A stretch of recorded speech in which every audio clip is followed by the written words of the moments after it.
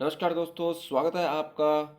ये हमारा sixth class का एनसीईआरटी की बुक है जिसका लेसन नंबर 1 है, जिसका नाम है क्या, कब, कैसे और कहाँ। ठीक है, तो ये हमारा एक रिवीजन वीडियो है। आपने पहला लेसन पढ़ा होगा, उम्मीद है। एनसीईआरटी का तो पहला लेसन आपने ज़रूर पढ़ा होगा अगर आप यूपीएससी या पीसीएससी किसी की भी तैयारी कर रहे होंगे। तो ये एक हमारा नया प्रयोग है। अगर आपको पसंद आता है तो आप वीडियो को लाइक कीजिए और साथ ही साथ कमेंट बॉक्स में ज़रूर बताइए। इसमें हम क्या करेंगे, जो हमने पढ़ा है उसके हमने एमसीक्यूज़ बनाए हैं सिर्फ पहले लेसन के। ठीक है, इसमें 5 से 6 एमसीक्यूज़ है जो सारे के सारे यूपीएससी या पीसीएस से आधारित हैं।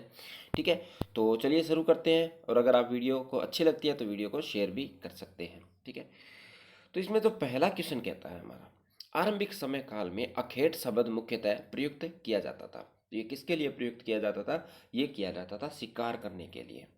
यानी जो लोग शिकार करने जाया करते थे तो उनको क्या कहते थे? सामूहिक रूप में अखेट कहा जाता था। एक्सप्लेनेशन क्या आता है?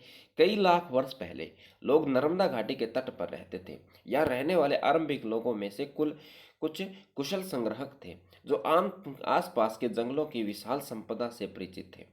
इनमें भोजन के लिए वे जड़ें, फलों, जंगल व अन्य उत्पादक का सही से संग्रहण करते थे और वे जानवरों का अखेट यानी शिकार भी किया करते थे।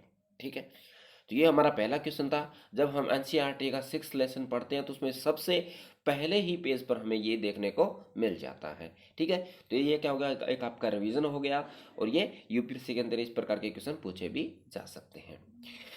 अगला जो क्वेश्चन कहा कि जब निम्नलिखित को उत्तर से दक्षिण दिशा की ओर सही क्रम में लगाएं। ठीक है, ये कहाँ से लगाना हमें? उत्तर से दक्षिण दिशा में।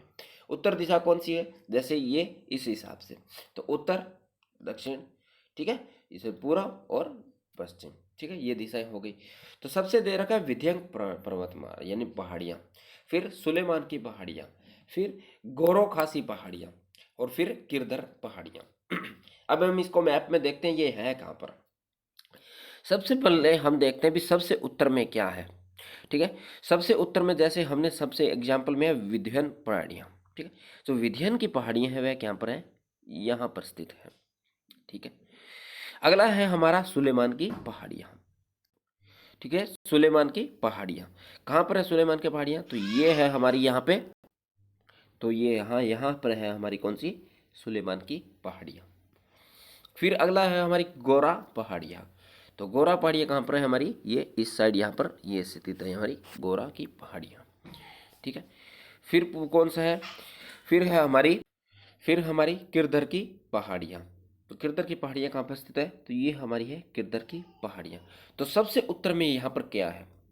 सबसे उत्तर में हमारे पास किरधर की पहाड़ियाँ यानी एस केवल और केवल एक के अंदर, तो आंसर हो गया हमारा सी। उसके बाद हमारी कौन सी? किरधर के बाद में कौन सी पहाड़ियाँ आती है? तो इसमें जैसे आंसर भी गलत दे रखा है, तो जैसे किरधर की पहाड़ियाँ हैं हमारी एस के अंदर। ठीक है, सबसे उत्तर के अंदर कौन सी है?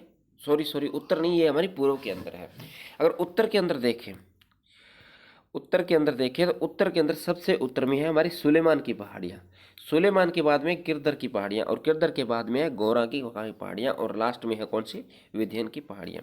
तो इसका सही आंसर हो गया सुलेमान। सुलेमान कौन सा हमारा? क्यू। फिर उसके बाद में एस हमारी किरदर की पहाड़ियाँ, फिर गौरव की पहाड़ियाँ और फिर कौन सी? फिर हमारी है ये विध्यन की पहाड़ियाँ सब में अंत में। ठीक है, तो ये हमारा आंसर हो जाता है इसका सही, जैसे क्यू एस आर पी। ठीक है, अगला जो क्वेश्चन कहता है निम्नलिखित कथनों पर विचार कीजिए। चावल की कृषि आरंभ में किरदर क्षेत्र के में माना जाता है। यानी जो चावल की कृषि हुई थी वह किरदर क्षेत्र था, वहां पर मानी जाती है।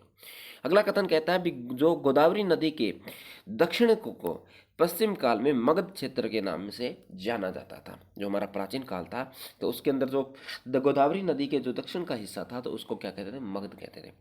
अगर इसका आंसर देखें तो पहला कथन भी इसका गलत हो जाता है, क्योंकि जो चावल की कृषि का मिलता है वह कहीं न कहीं जो गोरा खासी पहाड़ियों के समकक्ष जो विध्यन की पहाड़ियाँ हैं वहाँ पर मिलता है, जबकि जो किरदर की पहाड़ियाँ हैं वहाँ पर जौ और गेहूँ के साक्ष्य मिलते हैं।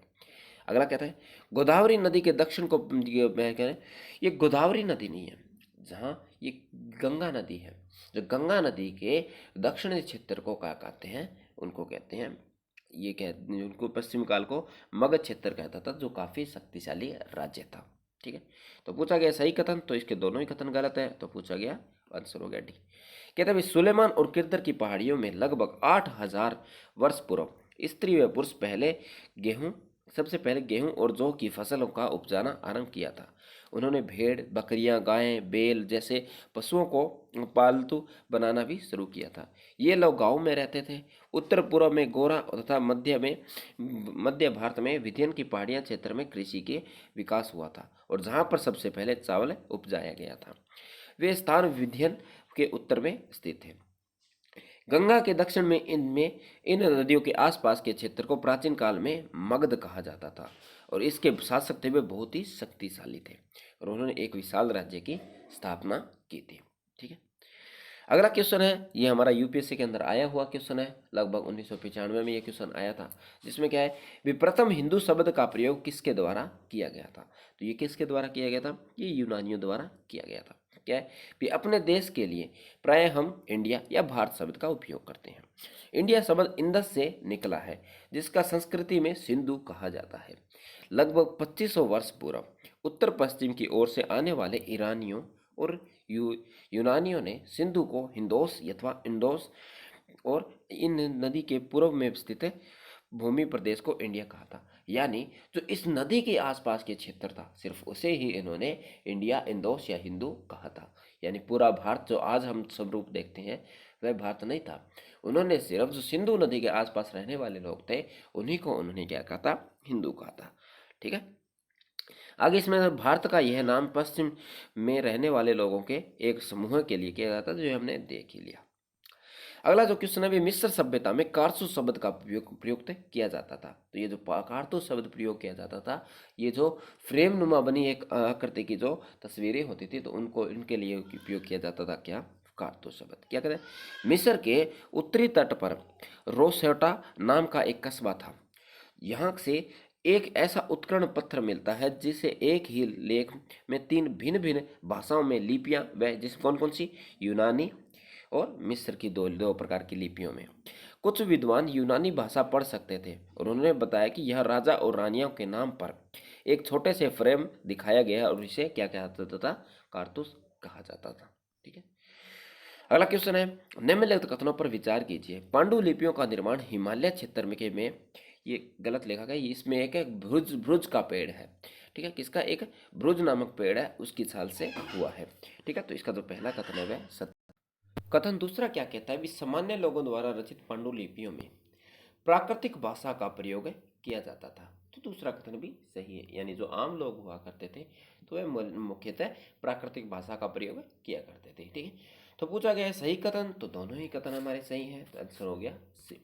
क्या कहते हैं कि पांडुलिपियां मुख्यतः हाथ से लिखियां होती थी। ठीक है, अंग्रेजी में पांडुलिपियों के लिए प्रयुक्त होने वाला शब्द कौन सा था, जिसको बोलते हैं हम मैन्युस्क्रिप्ट। शब्द लैटिन भाषा शब्द में मेन्यू से लिया गया है, जिसका अर्थ होता है हाथ। ठीक है, हाथ से निकला है। ठीक है, आगे कहते हैं ये पांडुलिपियां प्राय ताड़पत्रों अथवा हिमालय क्षेत्र में उगने वाले भ्रुज नामक पेड़ की छाल से विशेष तरीके से तैयार किया जाने वाला एक भोजपत्र था।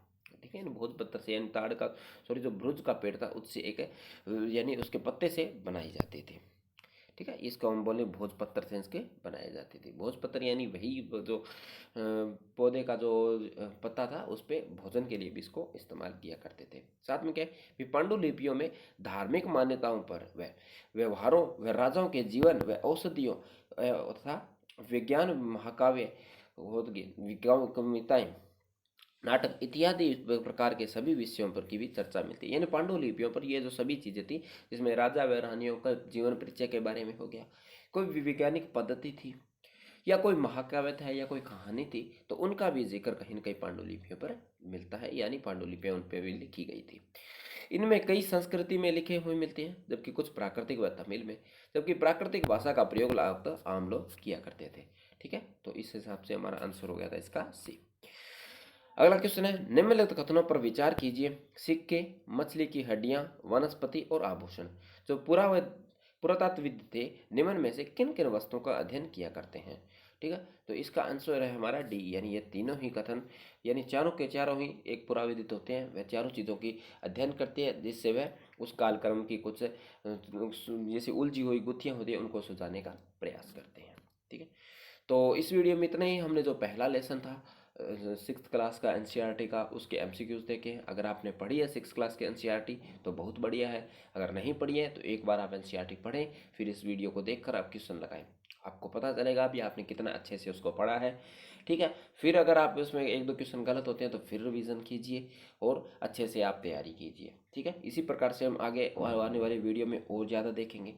तो ठीक है, मिलते हैं नेक्स्ट वीडियो के अंदर। अगर आपको वीडियो पसंद आती है तो वीडियो को शेयर कर सकते हैं, साथ ही साथ चैनल को आप सब्सक्राइब कर सकते हैं। ठीक है, तो मिलते हैं नेक्स्ट वीडियो में।